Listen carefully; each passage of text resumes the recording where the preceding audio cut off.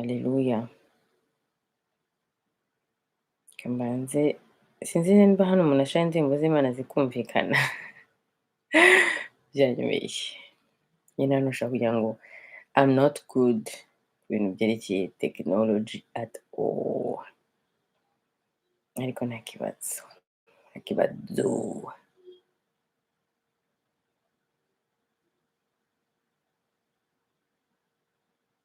Reka rero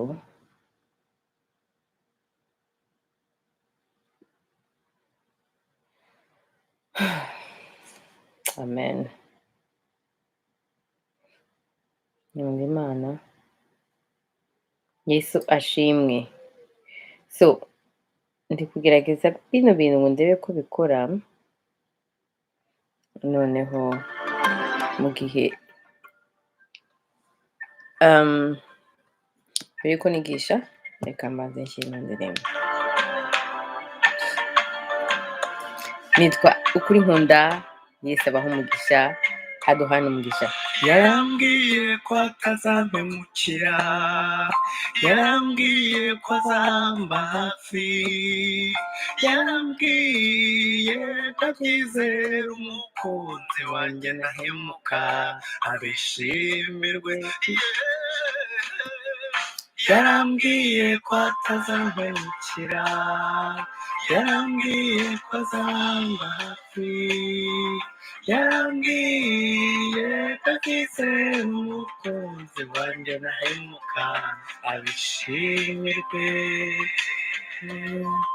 Yabizekanishije nk'ukuntu inkota ku musaraba, abukana intsinzi tubona gukira, turamwizera bamwishimirwe. Yarambwiye ko atazampemukira, yarambwiye ko azamba hafi, yarambwiye ko abyizera umukunzi wanjye ntahemuka abishimirwe.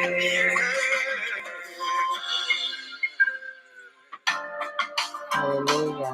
Ndavuga umugabo utagerera umugabo wanjye neza batitura amagara yenda kuncika, yarwaniye ishyaka ry'indashyikirwa yita mu cyuho ngo ntaraswa mu cyico. Ahubwo rero uwo ni we mwami wacu, uwo ni we mahoro yacu, kandi uwo ni we wadukuye kure cyane rwose. Abamwizera twese muze tumuhimbaze, tembe gitore yagize neza Yesu we.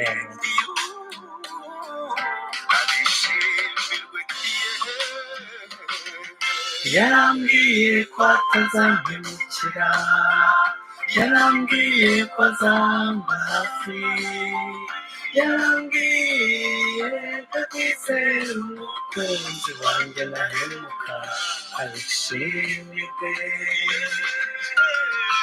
Yarambwiye ko atazampemukira, Izuba ni ryinshi.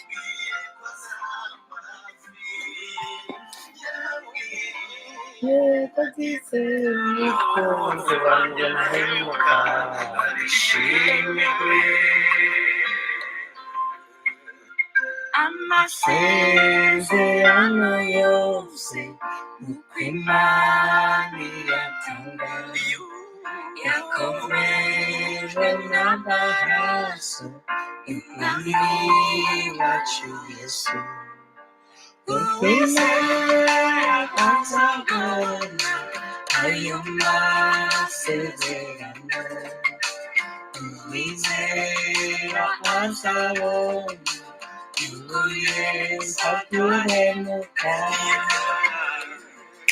Yarambwiye ko atazampemukira, yarambwiye ko azamba hafi, yarambwiye ko abyizera umukunzi wanjye ntahemuka abishimirwe. Haleluya.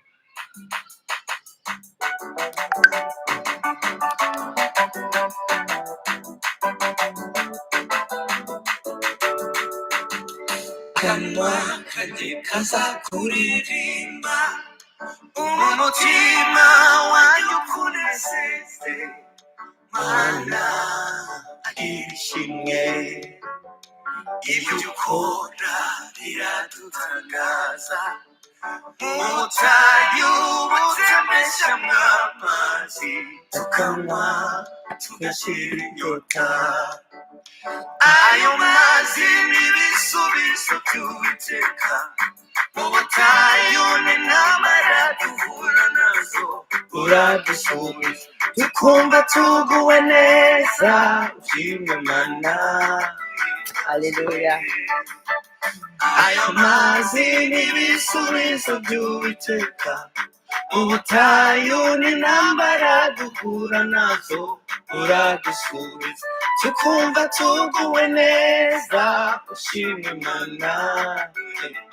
Haleluya. Yesu we, indirimbo ndayikunda. Itwibuza ukuntu Yesu atwitaho mu bibazo, mu bintu byose. Amen. Akanwa kanjye kazakuririmba, umutima wanjye ukunezeze. Mana agira ishimwe, ibyo ukora biradutangaza. Mu butayu butembeshamwo amazi, tukanywa tugashira inyota. Ayo mazi n'ibisubizo by'Uwiteka. Mu butayu n'intambara duhura nazo, uradusubiza tukumva tuguwe neza. Ushimwe Mana. Ayo mazi n'ibisubizo by'Uwiteka. Mu butayu n'intambara duhura nazo, uradusubiza tukumva tuguwe neza. Ushimwe Mana. Imbaze. One more time. Hallelujah. Akanwa kanjye kazakuririmba, umutima wanjye ukunezeze. Mana agira ishimwe, ibyo ukora biradutangaza. Mu butayu butembeshamwo amazi, tukanywa tugashira inyota. Ayo mazi n'ibisubizo by'Uwiteka. Mu butayu n'intambara duhura nazo, uradusubiza tukumva tuguwe neza. Ushimwe Mana. Ayo mazi n'ibisubizo by'Uwiteka. Mu butayu n'intambara duhura nazo, uradusubiza tukumva tuguwe neza. Ushimwe Mana.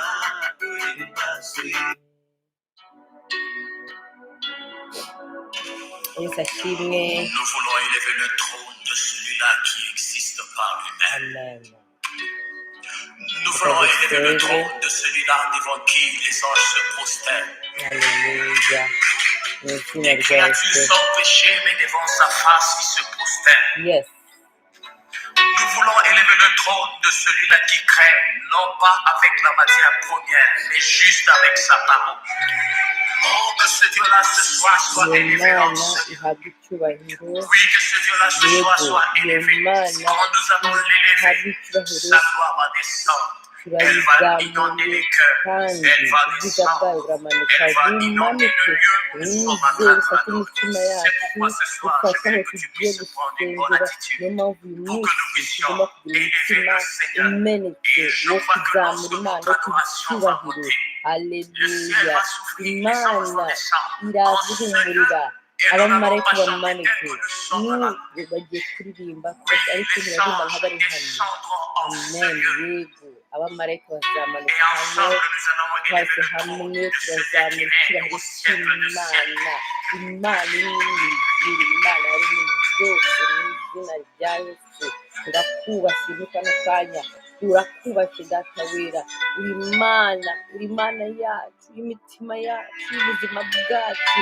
Habwa icyubahiro, turagukunda turagukunda turakubaha twaje imbere yawe kugira ngo tuganirize twaje imbere yawe kugira ngo duhinduke hindura imitima yacu hindura umuntu wese uri kumvira ijambo data wera tugirira ubuntu muri kino gitondo tugira ubuntu aho bwije tugira ubuntu buri muntu wese mu izina rya yesu ndakubashye muri kino gitondo mubaye icyubahiro ukwiriye muhaye icyubahiro ukwiriye muhaye ibyo ukwiriye byose habwa icyubahiro papa wanjye habwa icyubahiro mwami w'imitima yacu habwa icyubahiro mwami w'ubuzima bwacu oh we glorify you we honor you lord we love you jesus ndagushima kubw'amaraso yawe ndagushima kubw'urukundo rwawe reka isi yose imenye reka isi yose imenye kiriko reka isi yose imenye ko ukomeye reka isi yose ikumenye n'icyubahiro cyawe ndamira ngo amavi yose azagupfukamira ngo azamenya kuri umwami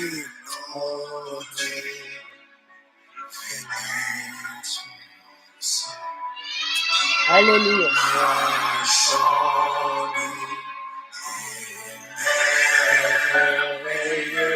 haleluya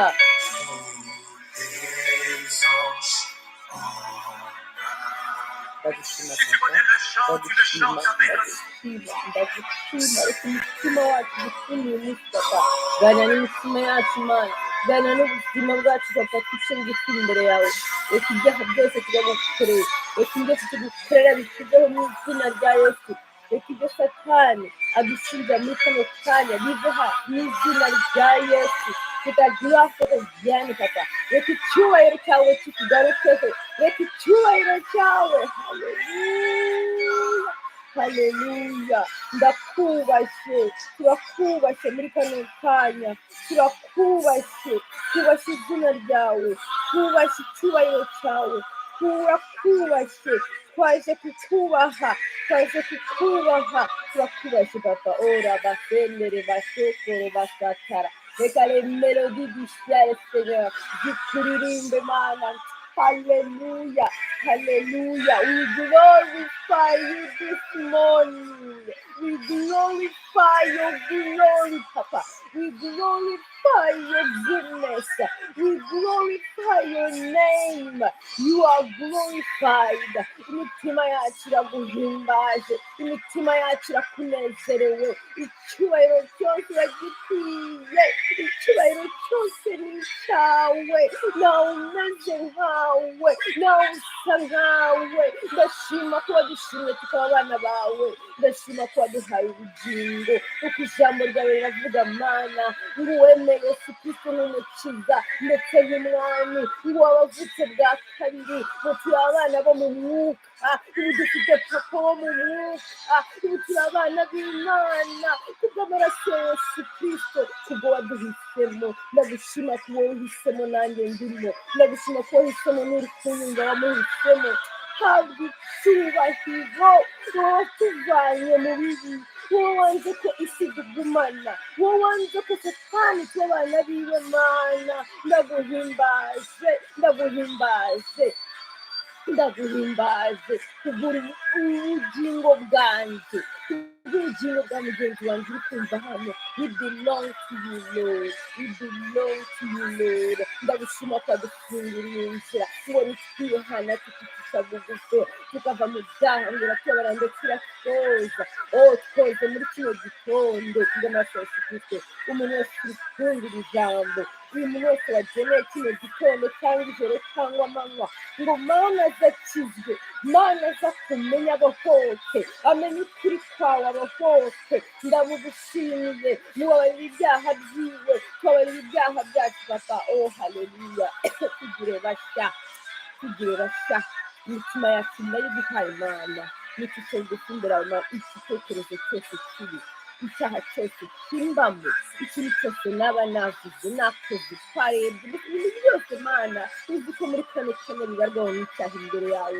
bisabiye imbabazi turapfukamye imitima turavuze tuti pardonne nous Seigneur tubabarire mu izina rya Yesu utwoze tugire bashya tugaragare nk'abantu bashya Yesu imbere yawe kubw'amaraso ya Yesu kristo kandi data wavuye tuba nabo tuzababarirwa tubariye abanzi bacu aho bari bababarire nabo ndetse nawe twakomerekeje natwe tubabarire papa ni ukuri nagize ikintu kinsangamo kitagoye icyubahiro ndetse aho satani yicaye arimo aratwakiza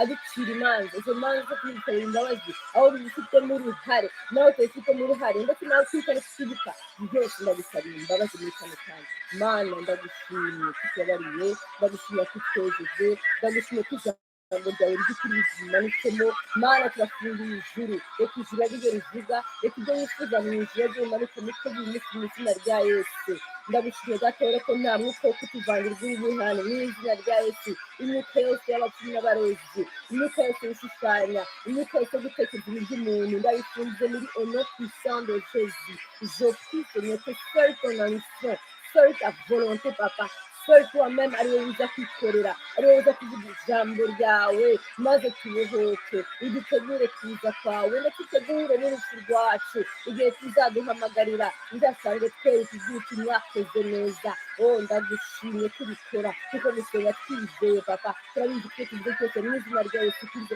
ari ubushake bwawe byose birakorwa habwa icyubahiro ndakubahishije isi yose ndakubahishije n'imineke ndakubahishije mu ijoro ndakubahishije ndetse n'ikuzimu bakumenye ko tugukunda bakumenye ko hari abagukunda bamenye ko hari abakwemera bamenye ko hari abagukunda by'ukuri no mu kuri no mu mwuka ko hari abagushakisha umwete nitwe turimo papa waradutoye kandi twarishimye we are proud of you father we are proud to be called your children. I am proud to be called your daughter. You are my Father in heaven. You are my heart. You are my love.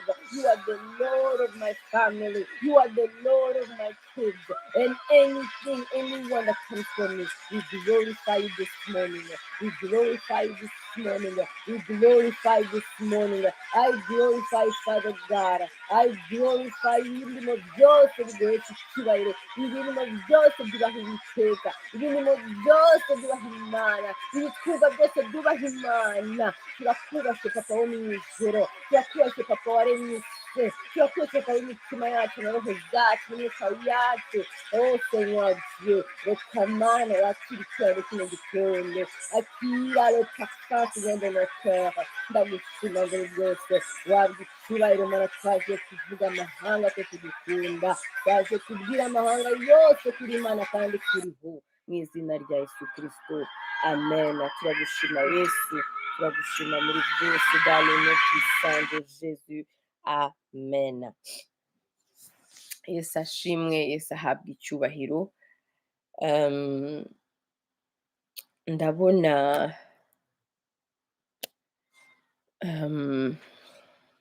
Yesu ahabwa icyubahiro uyu munsi rero ijambo mfite ni ijambo rivuga kumenya ukuri nitumenya ukuri tuzabohoka kumenya ukuri nicyo gituma tubohoka nta kindi Alleluia dushobora kumva okay so mumbabarire gato iyo twabyaye tukaba muri no bihugu rero hari ibintu bitubaho nanjye kureba umwana gato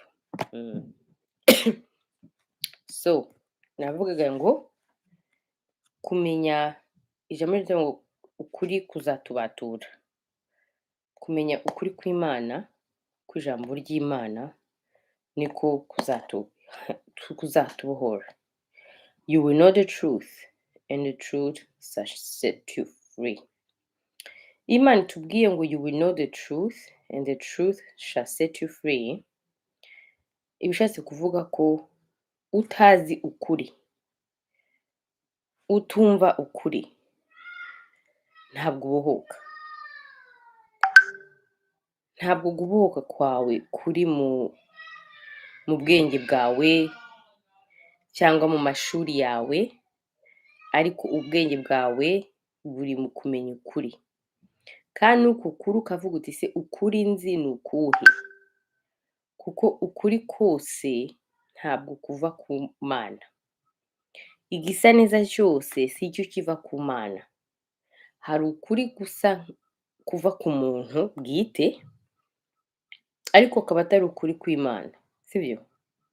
Ukuri kwawe rero kuva kuri wowe ariko kutavuye ku bushake bw'Imana ntabwo kukubohora, nta n'icyo bukumarira, ndetse hari n'ukuri kwawe wowe uba ufite ariko kukwangiza, kukwangiza umuryango, kukwangiza communauté, kukwangiza n'igihugu.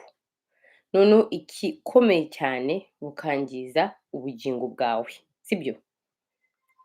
Rero niyo mpamvu ari important, ni ikintu gikomeye cyane kugira ngo umenye ko ukuri uzi niko kuzakubohora cyangwa kukakuboha. Amen. Donc ntabwo ari ikintu cyose cyitwa ukuri cyangwa cyitwa ko ari byo bivuga ko biba bivuye kweri ku bushake bw'Imana. No, siko bimeze. Ukuri k'ukuri kubohora ni ukuri kw'Imana kuva ku ijambo ry'Imana no mu bushake bw'Imana. Kuko ijambo ry'Imana riratubwira ngo abana b'Imana bayoborwa n'Umwuka Wera. Abana b'Imana inzira zabo ziyoborwa n'Uwiteka. Hakongera hakaza mvuga ngo twebwe abantu ngo tugira imigambi mu mitima, ngo ariko Imana ngo niyo imenya ikidukwiye. Haleluya. Uretse kuvuga ngo hari imigambi yawe ku giti cyawe, hari ibyo wifuza ku giti cyawe, hakaba n'ibyo Imana yifuza ku giti cyayo ku buzima bwawe. Aho rero twavuga ko ibyo Imana yifuza ku buzima bwawe niko kuri, niyo nzira, nibyo byiza, nibyo bizakubohora, nibyo bizakwinjiza aho ugomba kwinjira n'aho ugomba kugera. Ariko ibyo byawe bidahuje n'Imana ntabwo bikugirira akamaro, ahubwo hari ibyo ukora ukabona bikorera ubusa, hari ibyo ukora ukabona warayobye, hari ibyo ukora ukabona birakuroha mu mwobo aho kukuvana mu mwobo. Ngira ngo turi kubyumvikana neza. Amen.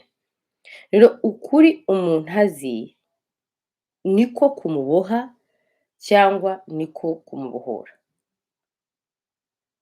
Amen. Niyo mpamvu Yesu yavuze ati you know the truth and the truth shall set you free. Ngo uzamenya ukuri, ukuri kukubohore. Reka ze dushake iyo verse first of all, turebe aho iri.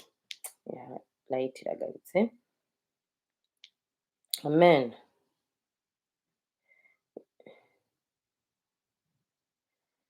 Ndetse gato.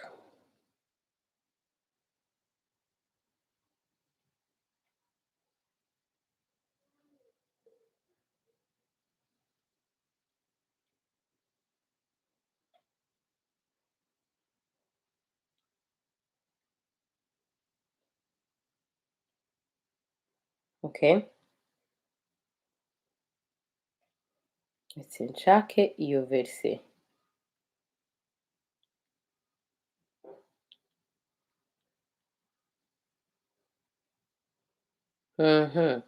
Muri Yohani 8:32. Kadushake Bibiliya yera.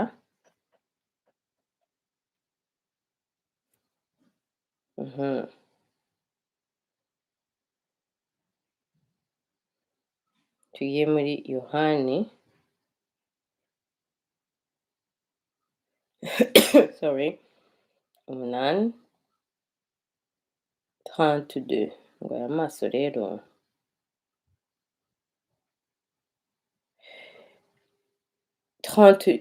muri 31 haravuga nuko Yesu abwira abayuda bamwemereye ati bamwemeye. Donc urumva aho yarabwiye abayuda bamwemeye. Donc ntabwo ari kubwira abayuda b'abapagani, aho ni abamwemeye. Urumva ko nabitandukanyije n'abatamwemeye. So iri jambo rero nawe rirakureba wowe witandukanyije n'ab'isi. Iyo mvuze ab'isi ni abantu bakijijwe bemeye Yesu Kristo nk'umukiza n'umwami. Ngo uwamaze kwemera Yesu Kristo nk'umukiza n'umwami abo no mu Maroma ngo bavutse bundi bushya mu mwuka akaba ari umwana wa data wo mu mwuka. So nawe rero umwana wo mu mwuka ugomba kumva yuko iyo wavutse bundi bushya hari izindi nzira Imana idusaba kugenderamo. Donc icyo gihe ntabwo tuba tukiri ab'isi ngo dutekereze nk'abo, tuvuge nk'abo, twitware nk'abo, tuwambare, mbese ibintu byose birahinduka muri twe, ko indani tuba twavukiye mu kindi gihugu, amen, tuba twavutse mu wundi mwuka. Iyo tuvutse mu mwuka w'isi, tuba tuvutse nyine mu mwuka w'isi, umwuka w'abanyabyaha, umwuka w'abasambanyi, umwuka w'abatukana, umwuka mubi nyine wanduye. Ariko twavutse mu mwuka w'Imana, tuba abana b'Imana. Donc tugira umwuka w'ukuri, tugira umwuka usukuye, tugira umwuka mwiza, tugira umwuka donc uhindutse, utandukanye na wa mwuka w'isi, amen. Donc tuba twavukiye mu yindi si atari iyo si turi gutekereza, haleluya. Rero niho mpamvu aha avuze ati ngo nuko Yesu abwira abayuda bamwemeye, ni abamwemeye nyine, abataramwemeye ibi mvuga ntibabyumva, ibi mvuga ntabwo babisobanukirwa, kuko kugira ngo usobanukirwe ibintu by'Imana ugomba d'abord kuba uri umuntu w'Imana, uri umwana w'Imana. Abantu bose ni abantu b'Imana, ariko ntabwo ari abana b'Imana. Abana b'Imana ni babandi bavutse bundi bushya. Ngo nuko Yesu ababwira abayuda ati nimuguma mu ijambo ryanjye muzaba abigishwa banjye nyakuri, namwe muzamenya ukuri kandi ukuri niko kuzababatura, haleluya. Nimuguma mu ijambo ryanjye muzaba abigishwa banjye nyakuri. Ntabwo ushobora d'abord kubanza kuba umwigishwa wa Yesu Kristo utabanje kuguma mu ijambo ryiwe. Nta mwigisha wa Yesu Kristo uba umwigisha w'umunyakuri mbere yuko abanza kumenya ijambo ry'Imana. Ariko si ukurimenya gusa, ni no kurigumamo, amen. Ntabwo twahamagariwe kumenya ijambo ry'Imana mu mutima, mu mutwe, ngo turiboroke tumenye kurivuga, ariko ntiturigenderemo, haleluya. Iyo Imana ivuze ngo kuguma mu kintu, donc kwiguma mu kintu ni ikintu udashobora kuvamo, byaba byiza byaba bibi, you still there, you stand there, okay. Urahaguma, wicare, ntunyeganyezwe. Nicyo rero Imana iri kutubwira. Urumva d'abord hari impuzu imwe, hari condition imwe, ni ukubanza ukamwemera. Donc iyo wamaze kwemera Yesu Kristo nk'umukiza n'umwami, hari ukwemera Yesu Kristo ukamwemera gusa nk'umukiza ariko ntumwemere nk'umwami. Iyo wemeye Yesu Kristo nk'umukiza ariko ntumwemere nk'umwami, ni ukuri ko Imana warataye igihe, kuko ntabwo Yesu yakubera umwami gusa, umukiza, ariko ntakubera umwami, kuko umwami aza kuyobora ubuzima bwawe, aza kuyobora, aragutegeka ahantu hose uzajya uzarebe umwami arategeka. Nta muntu utegeka umwami, ahubwo umwami niwe utegeka abo ayoboye. Rero mu gihe wowe wakiriye Yesu ariko ugashaka kwiyobora, ugashaka ko ibintu byose bigenda uko ushaka, ntiwemera yuko bebe wanjye ari kwiyenza, umwihanganire. So donc ugashaka ko ibintu byose bigenda uko ushaka, ugashaka ko mbese uyobora, ugategeka Imana, icyo Imana ikubwiye ntabwo ugikora, icyo Imana igusabye ntabwo ugikora. Ndagira mumenyeshe ko icyo gihe wowe ntabwo Yesu aba akuri umwami, aba ari, babyita guki,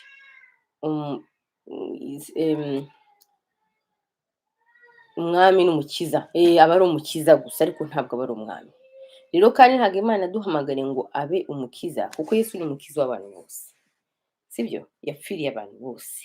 Donc urumva ko ibyo ni ikintu kiri general, icyo ni ikintu kiri cyoroshye cyane, kiri general, nta gitangaza kirimo cyo kuvuga ngo Yesu naramwakiriye nk'umukiza, kuko yakiriye abantu bose, yapfiriye abantu bose. Ariko numugira umwami wawe, aho niho igitangaza kiri, aho niho uba utandukanye na ba bandi yapfiriye ariko bataramumenya. Twebwe rero yapfiriye no tukamumenya tukamwemera, icyo gihe tumwemera ko atubera umwami. Mwabyumvise? So uko kuri nukumenya niko kuzakubatura, amen. Rero icya mbere ni ukwakira Yesu Kristo nk'umukiza n'umwami, apana umwami gusa, apana umukiza gusa n'umwami. Noneho bamara kumwemera, iratubwira ngo tukaguma mu ijambo ryayo, maze tubone kuba abigishwa biwe. Etape ya mbere kugira ngo ubohoke ni uko ubanza kwakira Yesu Kristo nk'umukiza, navuze nk'umwami nawe. Si umukiza gusa ahubwo ni umwami. Ukemera ko ayobora ubuzima bwawe, ukemera ko akora byose, icyo akubwiye ukakireka, icyo agutegetse ukacyemera. Niyo byaba nyine ari ibintu bigusaba kwigomwa kuko exactement uba watanze ubuzima bwawe waba umuhariye. Wahabariye ubuzima bwawe rero umuntu, ubu ni uko uba umwizeye kandi uzi ko azakuyobora neza. Warangiza kumwemera tukaguma mu ijambo ryayo. Iyo ugumye mu ijambo ry'Imana, bikwigisha inzira zayo, bikakwereka aho uri kugana, bikakwereka ibyo ugomba gukora n'ibyo utagomba gukora. Wabyumvishe? Nicyo cyerekana rero ko wamenye Imana, ni ukuguma mu ijambo ryayo. Icya gatatu, ugahita uba umwigishwa we. Kuba abigishwa be rero ni abamukurikiye, ngo bamumenye ngo leave everything and follow me. Ureke ibyawe byose unkurikire. Dukurikira Yesu, tuba abigishwa be banyakuri. Mbese kuba abigishwa tuvuge ngo tuba abakristo b'ukuri. Abigishwa ba Yesu Kristo dushobora no kubita abakristo. Ni kimwe byose. Ni umuntu wese wemeye Yesu Kristo kandi ugaragaza Yesu Kristo uwo ari we, umubwite mu mico yiwe, mu mvugo ziwe, mu bikorwa byiwe. Ukerekana nyine uwo wemeye. Niho Yakobo yavuze ati, nyereka ukwizera kudafite ibikorwa, nanjye ndakwereka ukwizera gufite ibikorwa. Donc ibyo dukora nibyo byemeza uwo dukorera. Ntushake uzasakuze Yesu tumuvuge, ariko ibyo dukora nibyo bizerekana ko twemeye Yesu. Kuko abumvira Yesu, abemeye Yesu akabereka inzira, bakamugumamo, bakora nk'ibyiwe, niho baba abigishwa be b'ukuri. Iyo umuntu avuze ati muzaba abigishwa banjye b'ukuri, ni uko hari ab'ibinyoma. Hari abigishwa b'ibinyoma barahari. Donc iyo umuntu avuze ikintu agapresiza uwo ari kuvuga, ni uko haba hari abandi ba fake. Rero hano nimba Yesu yaravuze ati muzaba abigishwa banjye nyakuri, ni uko hari aba fake. Donc hari abigishwa baba fake, hari abakristo baba fake b'ibinyoma, abo ni abapagani bo mu rusengero, abo rwose nta juru rihari ryabo. Uko ni ukuri. Kuba tuvuga Yesu cyangwa tumwandika ku ma Instagram cyangwa hehe hose, nushaka uhanureye, nushaka wa wundi ufite impano zigaragara, ndakumenyesheje ko nimba ukora ibitemerwa n'Imana, ijuru ntabwo ari iryawe. Ntabwo Imana itinya titre, ntabwo Imana itinya ibyubahiro twiha ku isi ngo wumve ko umuntu w'igitangaza ufite, bagutinye wigize intare, uri iki. Ndakumenyesheje ko rwose utari umuntu wubaha Imana cyangwa ngo uyubahishe by'ukuri. Ibyo ntabwo Imana bitangaza. Ushobora gukanga abantu b'isi, ariko ijuru ntabwo ubakanga. Ibyo nibyo twibagirwa, yuko ijuru ntaho rihuriye n'ibyo twebwe twibaza. Niyo mpamvu tugomba gukora attention cyane, kuko akenshi twebwe tumezura ukwemera kwacu kw'ijuru n'abantu. Ukumva ko kuko abantu bagutinya cyangwa bakwemera cyangwa wumva ko uri umuntu w'igitangaza, ariko n'ijuru rihamanya nawe. No, ntuzibeshye. Nimba uri umukozi w'Imana wamaze kwinjira muri icyo kinyoma, uyu munsi wisubireho, ucishe bugufi, wumve yuko ntacyo bimaze, kuko ijuru ritakwemera, abantu bakakwemera, uzajya ikuzimu. Kuko handi muri Matayo 24 haravuga ngo twirukanaga abadayimoni, twakoraga ibitangaza. Abo ni abakozi Imana bafite impano, ntabwo ari n'importe qui, ariko Imana ivuga ngo kimugende nka nkozi z'ibibi mwe sinigeze mbamenya. Rero ni verse iteye ubwoba yerekana ko udashobora kumezura, sibyo? Ntabwo ari wowe wavuga ngo ntuzajya mu ijuru, ahubwo ni uwo uri wowe bwite nyabwite. Kweri uri umuntu ki? Uri mu Kristo ki? Wicisha bugufi ute? Wubaha ute? Ukundana ute? Nta bwibone ufite mu mutima? Byose ni ibintu nyine ugomba kureba.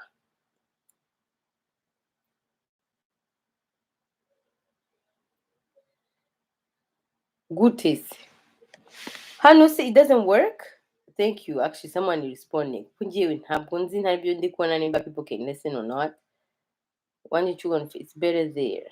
Because Instagram is now at the same time. So nabonye rero Imana yafunguye somewhere ahantu abantu bose bashobora guhurira ari kuri hano. So thank God actually now I have someone, my sister aranyandikiye to show me that it works. It works. Kuko I've been trying this thing for an hour.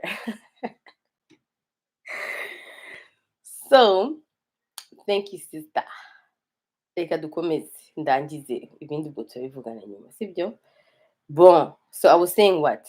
I was saying yuko hari Matthew go on Facebook. Kubera let me finish hano. You know I'm live and you're talking to me. Little no one is here. But you are kandi ntago ndi kwibona yuko hari hano. It doesn't even show me that you are here. Ariko I can see you writing. So you baraza Uwiteka arabikora. Nukuri kumana. Actually from now on I'll be here.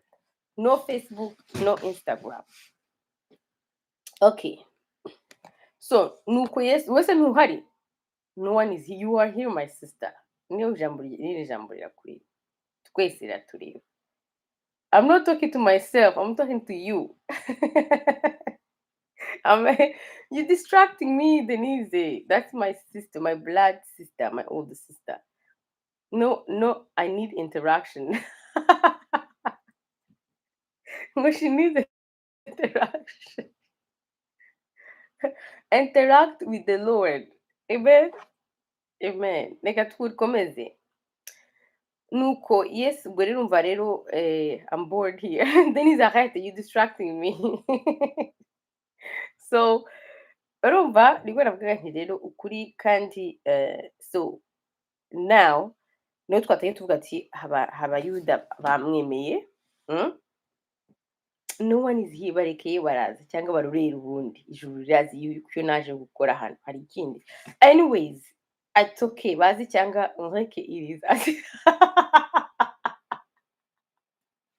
There is you are distracting me. Amen. Hallelujah. Bye. God bless you. Amen. Ijuru ryandike ko twaje kumva ariko sundi wakomeje wese uhari ijambo ni ryawe. Bon, ni muguma mu ijambo ryanjye muzabigishwa banjye banyakuri. Namwe muzamenya ukuri kandi ukuri niko kuzababatura. Hallelujah. Ukuri kuzababatura. Aha rero navuze ni kugira ngo umwishe nyakuri nuko ubanza ukaba mu ijambo ry'Imana. Tukarigumamo. Kurigumamo donc means we are in the word of God. We stay in the word of God. Turagumamo ntidushidikanya, ntitujya ku ruhande gushaka izindi mpamvu, kuko usanga muri kino gihe uzi ijambo ry'Imana cyangwa urazi ijambo ry'Imana icyo rivuga ariko tukajya gushaka ku mpande handi kugira ngo dusatisfeze dushimishe amarangamutima aturimo mabi kanatava ku Mana. Noneho icyo gihe nimubara kuba abigishwa b'ukuri namwe muzamenya ukuri kandi ukuri niko kuzababatura. Tuzamenya ukuri. Tugomba kumenya ukuri kugira ngo tubohoke. Tugomba kumenya ukuri kugira ngo tube abanyakristo b'ukuri. Tugomba kumenya ukuri kugira ngo tube aba Yesu. Tugomba kumenya ukuri kugira ngo tubohoke mu buzima bwacu. Akenshi iyo tuvuze kubohoka umuntu ahita yumva ngira imodoka, ngira amazu, si uko kubohoka ngende kuvuga rwose. Nababwiye ko niyo hari abapagani bafite ibyo bintu byose ariko barabushye. Hari abantu bafite amazu, hari abantu badore ko abantu dusenga tujye muri bihugu, tujye muri hehe, twumve ko ariho kubohoka kwacu. Kubohoka gutangira muri roho y'umuntu, gutangira mu mutima w'umuntu, gutangira muri wowe. Rero Imana ushaka kugira ibyo byose Satani akanabiguha pe atari n'Imana ibiguhaye. Mwibuke yuko Satani yabwiye Yesu ati numpfukamira ndaguha ibi n'ibi. Siko yamubwiye. Ariko byagenze gute? Byageze aho Imana iravuga iti no. Yesu ati no, kuko Yesu yari azi ukuri. Yesu uko yagendaga yamutsindishaga iki? Ijambo ry'Imana. Amen.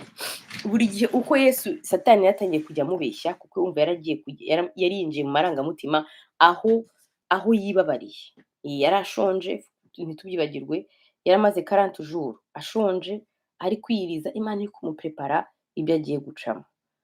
Ariko uko Yesu yari azi ukuri, afite ijambo muri we, iyo mvuze ngiye kumuvuga nk'umuntu, ntabwo nshaka kumuvuga nk'Imana, kuko mwibuke ko yari umuntu nawe aza muri ino si.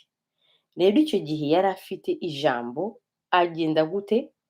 Afata iryo jambo akaba ariryo akubitisha Satani. Buriya Satani yazaga mu bitekerezo bye. Uretse ko afite ari n'impano yo kubona, buriya yicara kuba yanamubonaga. Ariko byose biza mu bitekerezo akenshi. Twebwe Satani adutera mu bitekerezo cyangwa mu byo tubona, ariko bikinjira mu bitekerezo, ugatanya kubitekereza bikajya mu mutima maze bikabyara imbuto yabyo. Amen.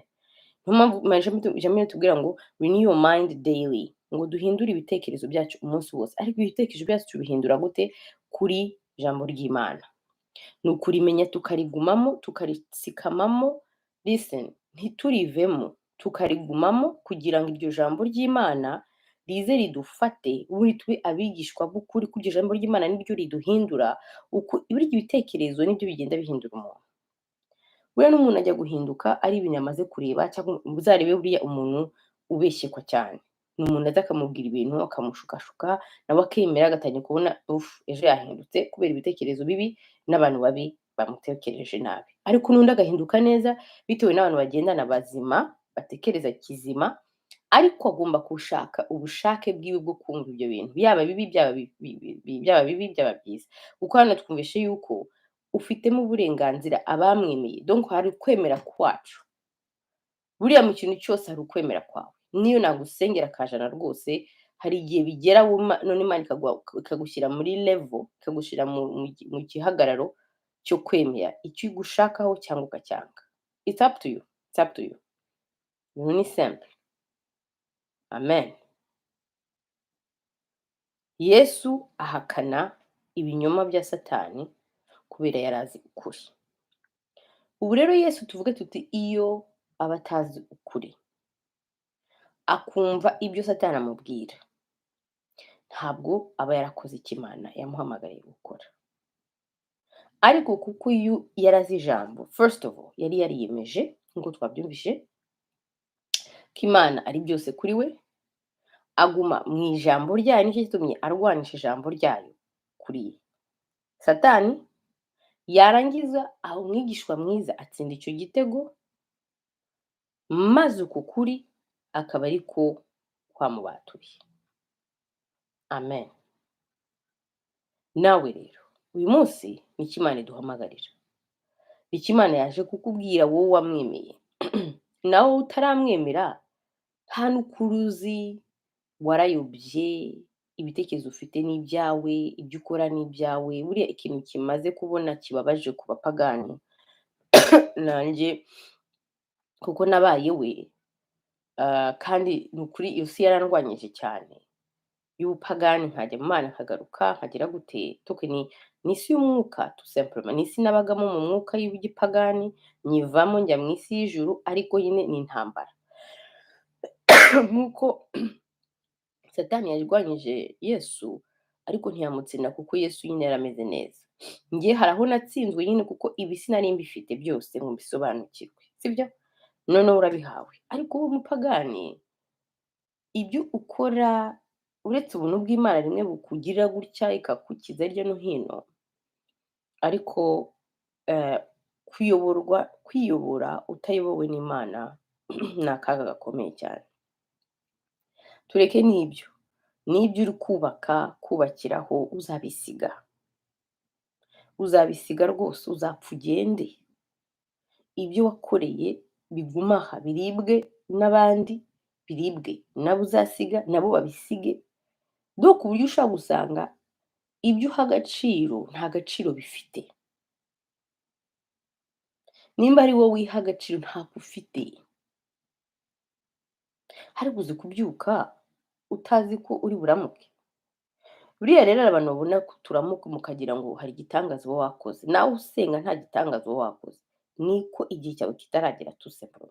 Nikigera uzapfa ugende, baguhambe, dushime Imana wowe umukristo, umupagani tukubabarire. ariko ibyo wakoreye hano mbese wubakiye ku isi uzabisiga, ariko ibirimo aha ibyakozwe aha mbese the deeds, imbuto zawe nizo zizagukurikira. Rero tuzi ubwenge twakorera iherezo ryacu, wakorera wowe, wakorera ubugingo bwawe, wakorera roho yawe, wakorera umutima wawe, naho iby'inyuma ni iby'inyuma nyine n'ibizasigara inyuma, ariko iby'indani ni iby'indani. Kandi iyo ndani yawe nyine indani yacu niyo ifite iherezo, duswa mu ijuru cyangwa ikuzimu. Honestly natwe tuvuga ngo twarakijijwe, dukizwe neza, twemera Imana by'ukuri, ibyo Satani ari kukwereka kurangaza atuma tuva mu gakiza tukajya mu bintu bwibone, tubivemo. Ibyo bintu uri kubona uri kuzuza ku isi, kuzuza muri wowe ngo ufite diplome se ngo iki, hari byinshi dushima Imana yadukoreye byiza cyane, kandi nabyo ndabishima nanjye ibyo Imana yankoreye, ariko ntahagaze neza mu Mana, ntahagaze aho Imana ishaka, byose ni ubusa. Byose ni ubusa. Tukizwe by'ukuri, duhanure ariko tumeze neza, tubwirize ariko dukijijwe, tube mu bukene ariko tumeze neza, tube mu bukire ariko tumeze neza, donke dukijijwe by'ukuri. Ega njya mvuga n'abantu, ntabwo ari abantu bose Imana yageneye bimwe. Hari abo yageneye ubuzima bumeze gutyo, hari abo yageneye ubundi buzima, ariko mu gihe utarabona ubwo buzima ntibivuga ko Imana ugomba kubura umunezero w'agakiza. Amen. Tumenye ukuri maze tubohoke. Ukuri ni iki? Ukuri ni ijambo ry'Imana, ukuri ni ikigenda n'ubushake bw'Imana, ukuri ni igitekerezo kiva mu Mana, ukuri ni inzira z'Imana, ukuri ni ukubaha Imana no kuyikiranukira, ukuri ni ukuyubaha. Ngo obedience is better than sacrifice. Navuze uko bavuga mu Kinyarwanda. Kubaha Imana kuruta ibitambo. Ubaha Imana, twubaha Imana, icyo dutegetse tugikore, icyo tubwiye tugikore, uko byaba bidukomerera kose, ariko tuba tuzi neza ko iherezo ryacu atari hano, tuba tuzi neza ko iherezo ryacu atari hano, tuba tuzi neza yuko ibyo nkoze cyose kugira ngo nubahe Imana bizangora, bizagira, ntabwo turi hano kugira, honestly ntabwo turi hano kugira ngo dukore ibyo dushaka, dutegeke Imana tuyibwire. It's not about that. Nimba uzi ko udashira Imana imbere, forget it.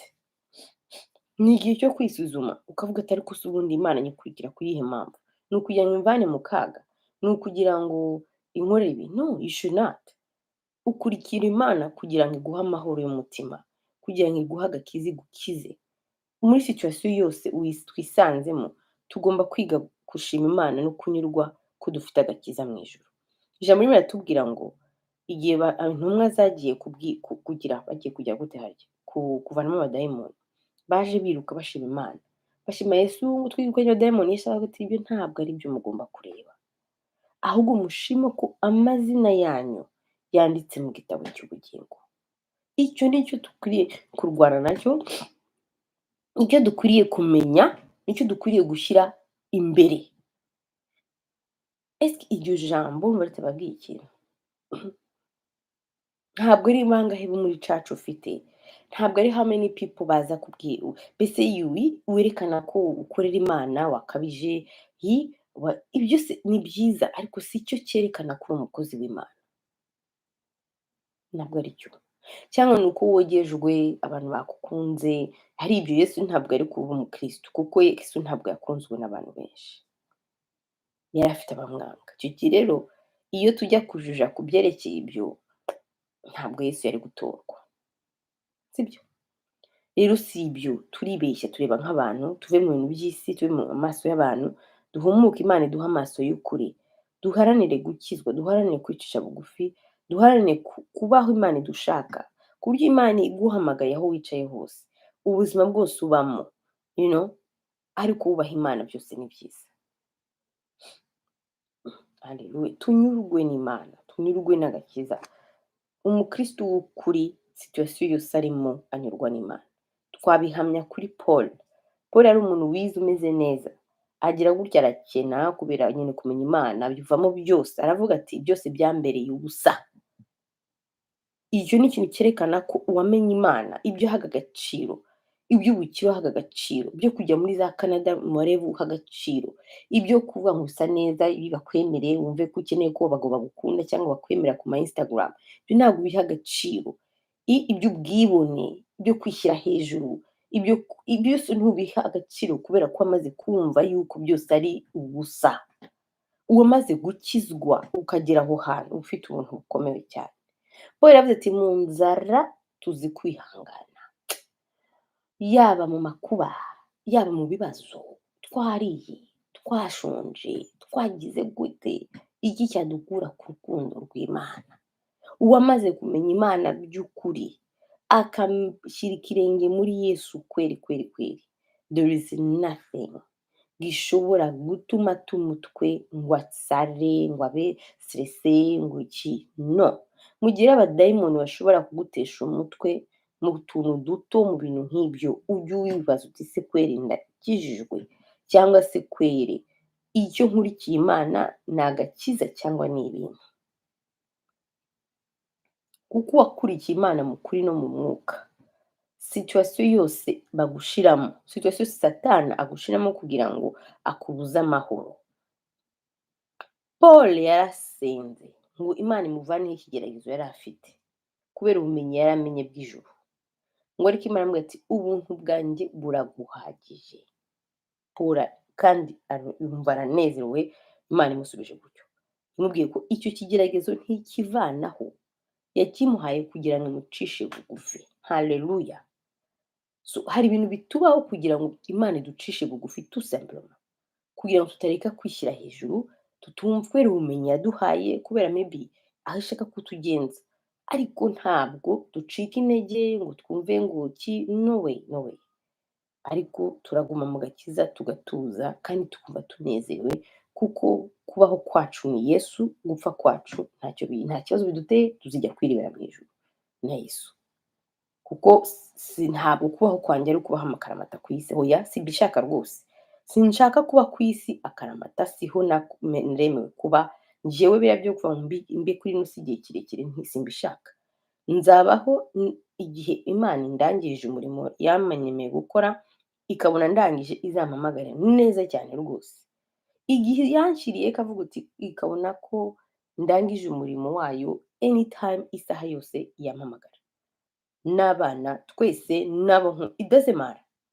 mvuga abana ko niba ufite autorité kuko ntabwo naremewe kuba kuri ino si nta nubwo aribyo nshaka nta nubwo ariyo vision mfite vision yanjye ni ukuba mu ijuru aho Yesu ari aho hari amahoro vision yanjye si ukuba mu isi rwose nta niyo it's not there ntabwo ndi uw'isi ntabwo ndi uwa hano nta nubwo rwose njya ntinya icyo kintu mbwira Imana gusa ni uko umuntu yagiye gupfa wenda bitinyitse utazi aho ugiye kandi uzi buriya n'ikikwica ni icyo wenda umuntu atinya ariko gupfa neza ni ugupfa muri Yesu kandi twe ntabwo tuba dupfuye tuba dusinziriye ntabwo tuba dupfuye ahubwo igihe cyacu kiba cyarangiye igihe rero sindi uwinaha ntabwo ndi vision yanjye ari kuguma ku isi ngo ngire ibintu I don't care honestly icyo nshaka ni ukuguma ku isi ari ukuvuga Yesu nanjye muhesha icyubahiro kandi integura kugira ngo nzagere mu ijuru meze neza igihe cyanjye n'abana banjye amen. So byari ijambo ry'uyu munsi iyi ni video ya mbere yo kuri YouTube. From now on I'm going on YouTube. There's no Instagram, there's no Facebook. Muze ntimuze nk'uko mushiki wanjye abimbwiye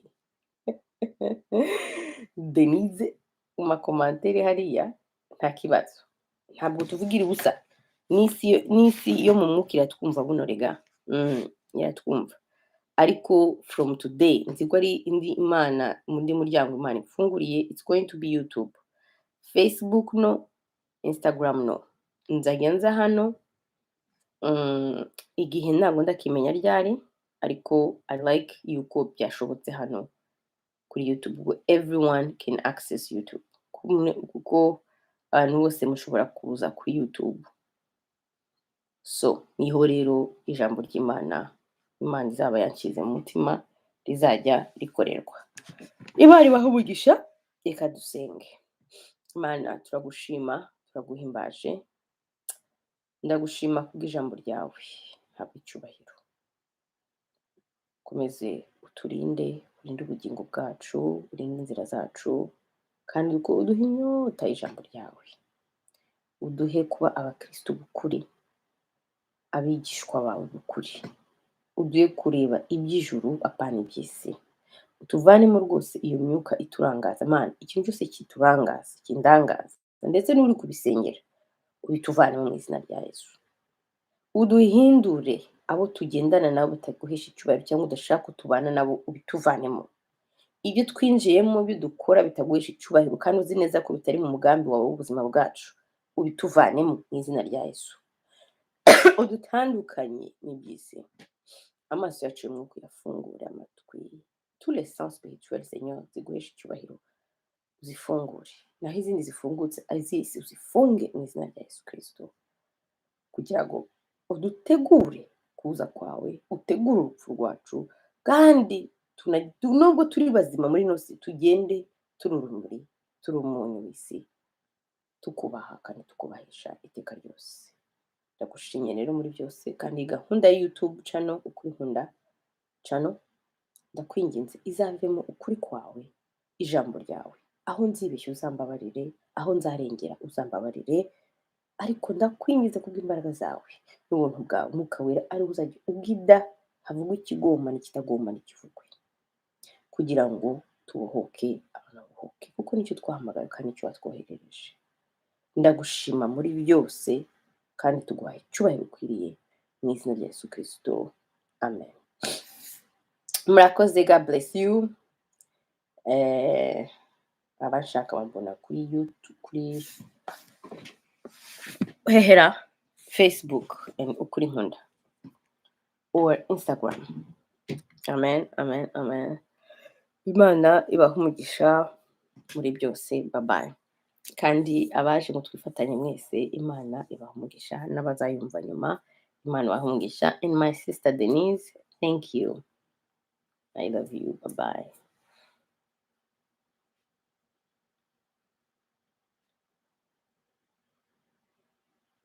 Kandi hari aho natinze gato kubera abana, nagiye gukemura ikibazo, munyihanganire nta kundi, sawa. None se bigenda bite hano?